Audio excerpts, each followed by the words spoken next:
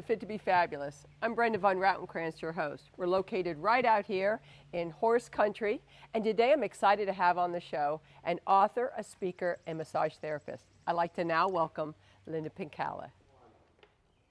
Well, I'm excited now to welcome Linda Penkala. Welcome, Linda. Great to be here, Brenda. I am so excited to have you on the show today. Now, you hear all the horses in the background, right? Yep. And we're out here in horse country, but I'm excited to have you because we're going to introduce some of your book again. Tell me a little bit why you wanted to do this book. Tell me a little bit. So I originally wrote this book called The Pause to Relax Ladies for Robust Heart Health. In December of 2019, it was published. Mm-hmm. And that was the result of me going through AFib 10, 12 years ago. I learned a lot about cardiovascular disease, about heart health, and that women are dying more of cancer, of cardiovascular disease, than all the cancers combined. And I wanted to write it in paper to put it down to help other women.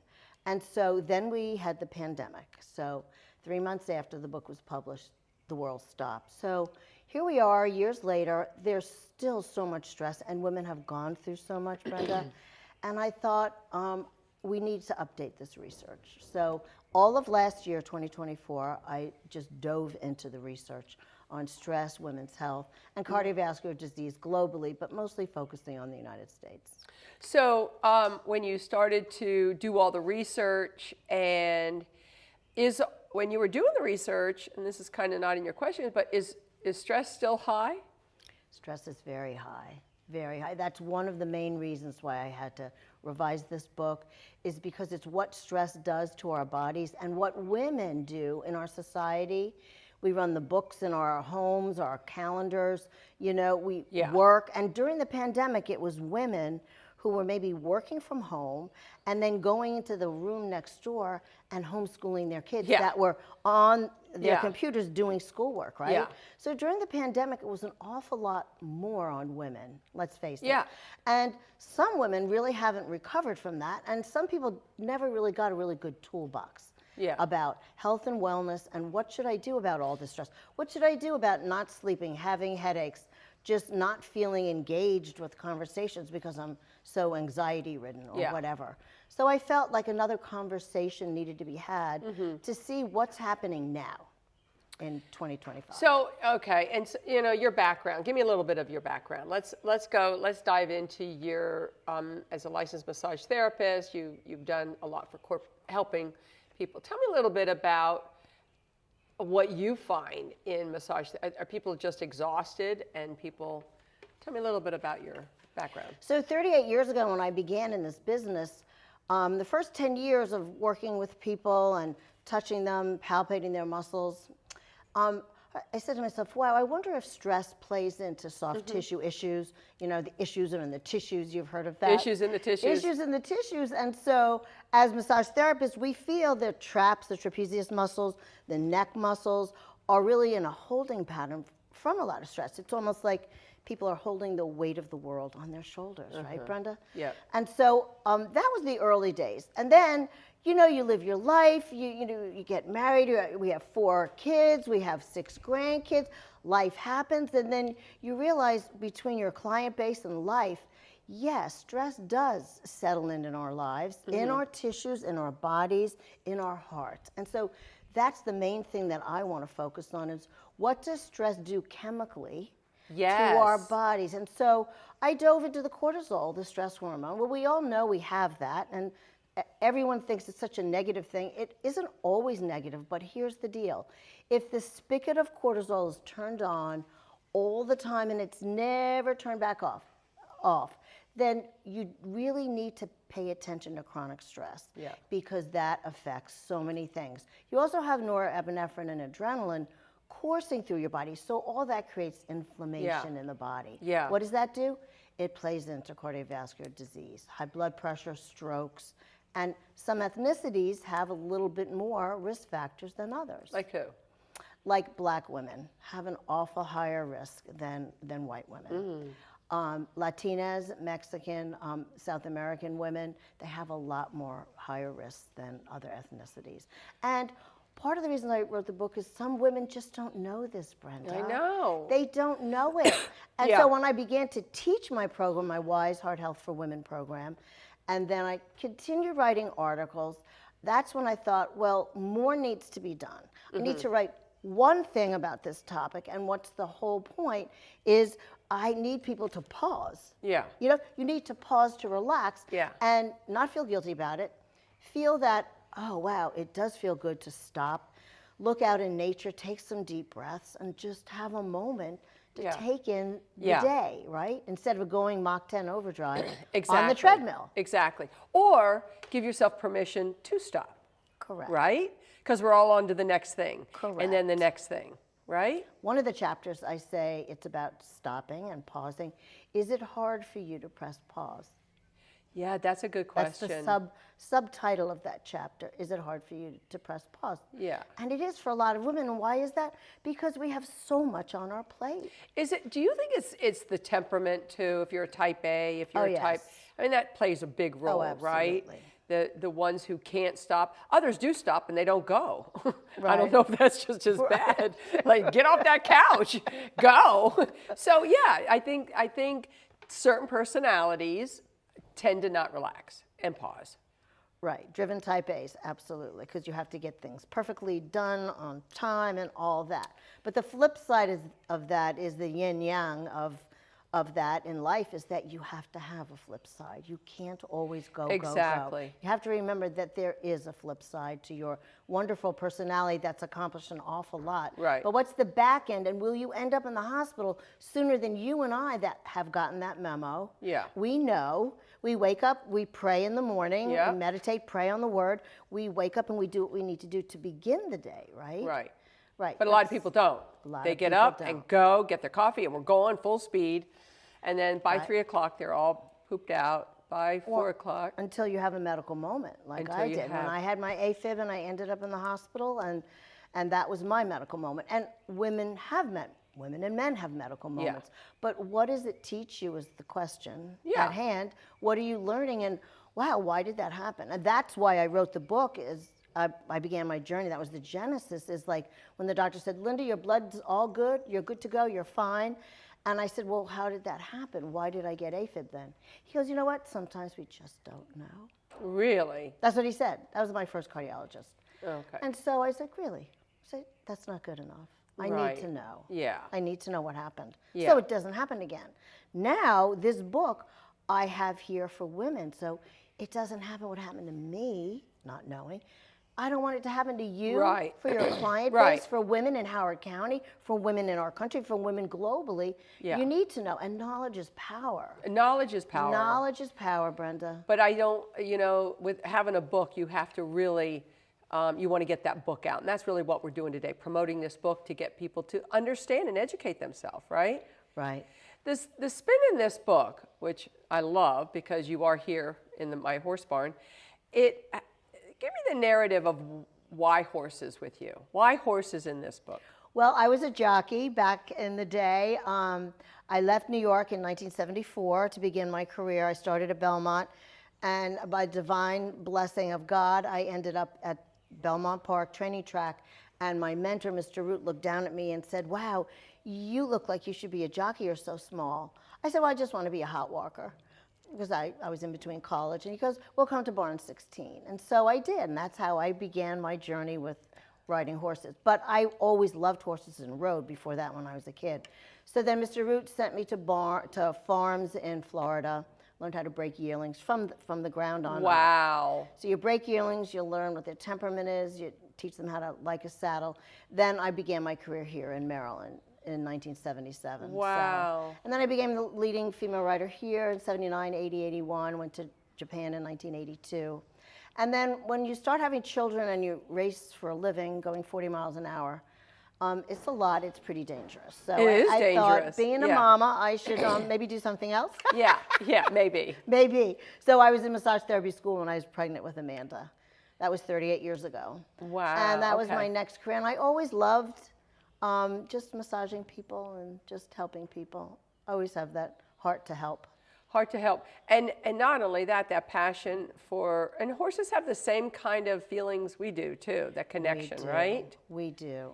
And they have, in my book, I talk about Secretariat's heart. I talk about they have a huge frequency in their heart, which is why horses helping people heal. You know, Yep. this is your business. And that's how the connection is so strong.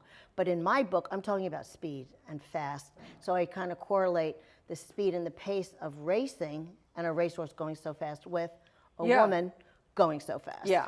And so what happens and what happens in the beginning. Right. Do you want me to read the first I would love- page? I would. So the first page or two really kind of gives a synopsis It gets of the book. hook. Kind of, yeah. Because you just have to kind of hear it. I had this on YouTube once. Chapter 1, I always have a quote. Honesty is the first chapter in the book of wisdom, Benjamin Franklin. The pace of the race, chapter 1. How the sport of kings is so much like your own life. Right? Thoroughbred races run fast. Racehorses run fast. They were born and bred to run fast. As humans, we were created to love and to connect. We were made to thrive and not merely survive. It is the basic purpose of the four-legged equine athlete to run the race with speed and stamina and get to the wire first. In comparison, the two-legged human female athlete in the race of her lifetime may not make it to the finish line. Just as horses can break down sometimes mid-race, preventing them from crossing that elusive finish line, so too, my friend, do a lot of women. So many of us are faltering, failing, missing the mark, and succumbing way too early to cardiovascular disease. This reality is heartbreaking, hard to comprehend, and unnecessary. Do you want me to read one more? Well, yeah. Well, let me ask you something though. Horses go that fast, and you're comparing it to the speed of women who go fast. What do they do with those horses when they don't cut? Cut the mustard. I was going to say that. If they don't, what do they do with them? Or they turn them, they make great jumpers. Great show horse hunter jumpers. So they go on to do eventers, something They go else. on to other careers. So, And there's businesses here in Maryland that do that. They take horses from the racetrack and they, have them at certain Yeah. businesses. so they are repurposed. Absolutely. And so, but these women who go full speed, but they don't recognize that they're going full speed, they're going to hit a roadblock somewhere, right? And then we educate them, you give them some knowledge of how they can redo their life, right? But again, you're the way you present it is, you did something called Wise Heart Health Program. Is that in your book too? Mm-hmm. Okay, tell me about the program. So the Wise Heart Health Program is about women beginning to pay attention to their stressors, to their lifestyle choices, to how much water they drink, to whether they move. Movement is medicine. You and I know Yeah. that. And how are they doing with their relationships? Do they go out with friends anymore? Or are you so stressed out from running your family calendar and running your kids around that Yeah. you come last? Or are you caretaking your family? That's Right. another important thing, because there's a lot of women caretaking loved ones in their home and then paying attention to someone else's needs. And Right. so I offer them wonderful resources, and I also offer them an opportunity to say to yourself, is it okay for me to go for a walk or to break away and take care of myself? And I always say, yes, it is. Yeah. Because if you can't take care of yourself and don't, You won't be be able to taking take care of anybody your else. loved Exactly. one, right? Exactly. Absolutely. So that's important, to get people to move, to get people to take care of them. That's self-care, Self-care. right? Self-care. But do you think, I mean, you did all this research, do you think that self-care is on a rise? Do you think people are more aware of it in some ways? It is a rise, but here's my word, intentional. Uh-huh. People have to be intentional. Yeah. So you read my book and you say, and in the book I say, well, there's a lot more, this is towards the end of the book, there's a lot more that needs to be done. You can't just lay there in bed and read this book and think, oh, okay, that sounds good. No, you need otherwise heart health for women to partner with, to be able to have a conversation with, to be able to hold each other accountable, to be Yes. intentional. Yes. Because in the beginning, sometimes people are so busy, they're like, oh, Linda says do this, do that, da, da, da. I don't write this book to overwhelm people. I write this book to allow people to begin to pay attention, to be intentional Right. to your lifestyle choices. Because if you don't do it now, you'll end up in the hospital, Right. or you'll end up having a heart attack Yeah. because you weren't paying attention. Yes, exactly. Right. And when I saw the stat that us women are dying of cardiovascular disease more than all the cancers combined, Yeah. but more than men, Yeah. you know, it kind of irritated me and it kind of shocked me. And it was a sobering stat. Yeah. Right, Brenda? Just Well, to hear everybody- it. Just to hear it. Anybody just off the cuff of, if you just walked up to somebody and say, what's the leading cause of death today? Everybody would say cancer. Yep. I'm not kidding you. They would all say cancer. Absolutely. They would not say heart disease. Absolutely. And so when you're doing some things of educating all that and you're trying to make them a little bit more of lifestyle changes, what's a lifestyle change you would want people to do? Well, I have 9 pillars of heart disease Okay. prevention. So from the Wise Heart Health program comes 9 pillars of Okay. heart disease. Know your numbers, assess stress. Okay, go back to know your know numbers. What numbers are you know, talking about? cholesterol, high blood Cholesterol. pressure, Okay. HS, C-reactive protein, but high sensitivity Right. C-reactive protein. And you know, over the years, these numbers change. Right. But you, as a person going to your doctor, you need to say, can I have the Yes. HS, yes, high sensitivity C-reactive protein test. People, they don't do that today. They just go and get their blood. They go to their doctor. Yeah, and you let the doctor run it, and that's okay, but you have to be sure that your physician is doing the correct tests for you. Right. Yeah, yeah, absolutely. That's so important. And then what do you do with those numbers? Like, Right. so they're taking your blood, they're telling you like how your life is and Yeah. how you're running.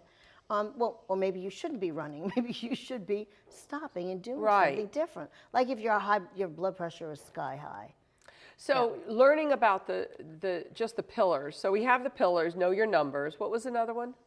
Assess stress. Is pay attention to. All your right, how do stress. you assess stress? Because my stress and your stress or somebody else's stress, it's all Right. different. Good question. Okay, so if you're a new client to my massage therapy practice, you fill out a medical intake form. Okay. And I'm listening and hearing and figuring out how this next hour and a half is going to play out. I asked you this. EW, what is your emotional stress level 1 to 10? Emotional, 1 to 10 Okay. with 10 being the highest. What's your work stress level? 1 to 10 with 10 being the highest. Do you like your job? And are you like pain? If they're under a lot of pain, what's the pain 1 to 10 with 10 being the highest? Okay. So those 4 things tell me and tell you. Right. And I remind people, quantify that from time to time. When Yeah. you went through grief, when you just went through a trauma in your life, wow, what's my emotional stress level right now? What if Linda asked me that question now?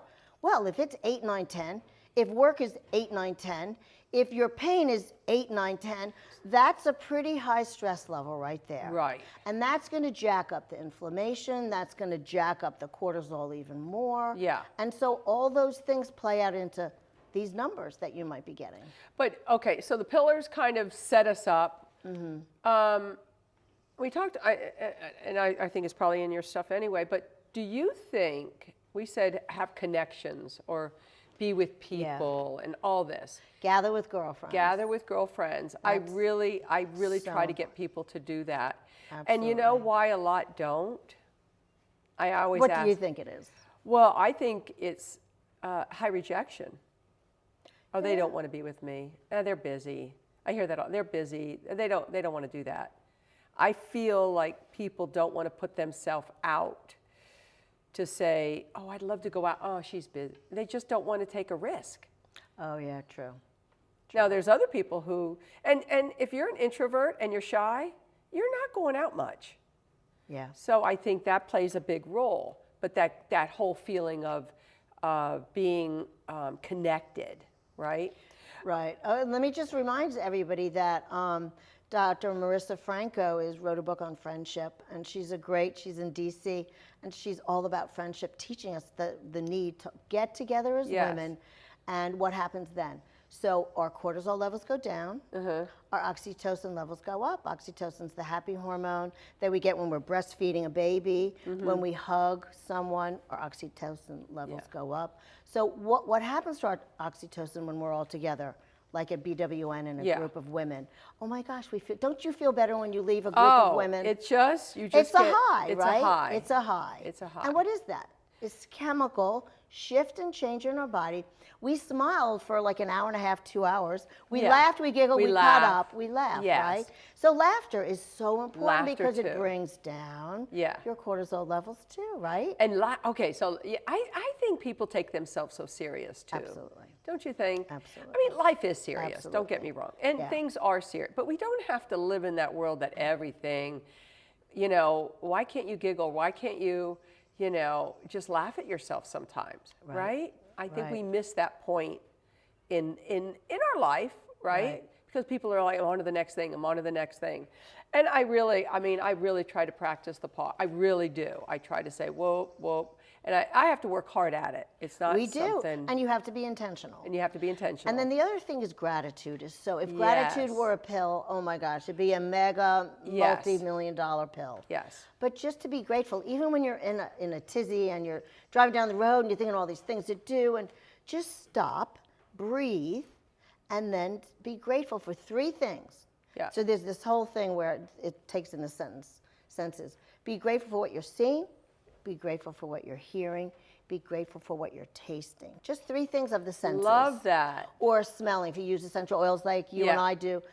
Breathe in around. Be grateful that you could smell. Number Yeah. 1. Be grateful that you could see a beautiful tree. Exactly. And smell your horse. I was talking to the girls earlier during makeup. I said the smell of a horse's nose, and they looked at me like, the smell of a horse? I said, yeah, that smells great. Oh, it's- Horse's nose, you just smell Yes. it. Oh my gosh. It is Yeah. just, it's a healer. A lot of It times is. people just, and I think maybe it's the heritage of how you were raised or whatever, but I have to tell you, people who've never been here, never been around horses, and they just touch the horse, there's something that happens on Absolutely. the inside of them. Absolutely. And so anyway, so I love that you're here with the horses for sure. Let's go over, what are some things that women can do? What are some staples that you said move? What are some things? Breathing, breath work. So Really? important. Breath work. I think that's annoying. No, I'm kidding. No, it's okay. Some people get pissed I off, do but they like don't want to hear it. They're breathing. tired of it. They're tired of it. But breathing, Got it. I remember Got doing a it. whole coaching thing on breathing, and you're like, oh, if I hear breathing one more time. But I have to tell you, I have You're tried so it. funny. I have tried it, and it does work. I do. Yes. So, it okay, does. so let's It does go. work. It But does work. Tell me about breathing. Tell me. Okay, so I mentioned a couple of breathing techniques, but box breathing the government uses for the Navy SEALs. And that's an important thing to know, is that you have these Navy SEALs that are trained in really high pressure situations, whether it's in the water Yeah. or guns and all the very high stress. So they taught them box breathing. So like a box. Like a box. Inhale 4, pause 4, exhale 4, pause 4. That's all it is. So that they can have. You better say that again. You went too fast. Inhale for 4. Inhale. Okay. Pause for 4, count to 4, exhale for 4, and then pause for 4. And you do it over and over. Over and over. A couple like of times. How many? Couple 3, times. 4 times. Okay, 3, 4 times. Yeah. Another breathing technique is 3-5-8. Inhale for 3, hold for 5, exhale for 8. You exhale for 8 through pursed lips, like, so it's exhaling all of that air out of your lungs. Okay. Or you could do it through your teeth, like, but really accentuate as long as you can. All right. So let's just say, what have you seen from people breathing? Give me some. Laying on the table. So Yeah. a client's face up, laying on the table. I said, okay, let's do some breath work. Okay, I want you to breathe into your vagus nerve Yeah. in your belly first. In the beginning, I teach them, put your right hand here, your left hand over your chest, and they feel their right hand raise up, breathing into the belly, then the chest, and on the exhale, I want you to hum it out. And I do it with them. When I'm up here at their ears, they'll inhale into the belly and then the lungs, and I'll put my fingers in both ears like this, and I say, I want you to hum it out. And we'll do that 3 or 4 times. Then I say to them, so how do you feel? One guy said, oh my gosh, I feel like I'm high. I was like, that was one of the first times I did it. I was like, oh my God, what am I doing? I was like, oh, maybe it worked too good. But over time, and you could feel it, it's a visceral shift in their bodies, because I'm accessing their vagus nerve right here in your ears. Everybody can massage their ears, get to their vagus nerve, and touch your vagus nerve, the auricular branch of it, right here in the ear. because it runs all the way up from the gut all the way up through here. And that vagus nerve communicates to your brain. It's the 95 of communication of your brain to your gut. It's gut to brain, not Gut to brain brain. not brain to gut. Which is why a lot of people Who have a have lot of gut issues, issues. Crohn's, Right, all of that, right. also have depression. Yeah. And all kinds of other things going Yeah. on. There's a unique. So when you learn this technique, and it's on my website. I was interviewed by the American Institute of Stress, and I taught people how to breathe like that. I just taught you right here. Is you do it 5 to 10 times laying in bed. Your arms are over your pillow, and you're laying there breathing. Okay? Sometimes my husband, if he's still awake, he falls asleep in minus 10 seconds. But sometimes if he hears me humming, he's like, what are you doing? I said, oh, I'm just humming. I'm just humming. I'm humming. Oh, that is Humming. so hilarious. That's all. But it's amazing how down, you go from the 13th floor to the basement Really? in a matter of 3 minutes just by breathing that way because you're engaging your vagus nerve. Wow. And Is so- that in the book too? Yeah. Okay, because It's in the people would book. want, I think people would want, we only have about 4 minutes left. Can you, I know, can you tell me something that we really need to know that, that you would want women to know that we didn't cover? That we didn't cover. Connection's so important. Connections. Connection, I know we already touched on it, but connecting with other Connections. women, connecting with an animal, connecting with plants, connecting with your garden, do something that brings you joy. Yes. Fill your joy cup up. Yes. Okay, you need to know what your joy cup is. Yeah, see, people don't know what their joy You is. need to pay attention. Exactly. What is it? What's your joy? What is your joy? I guess Well, it's I my don't cup. know. I guess it's my cup of coffee. Yeah.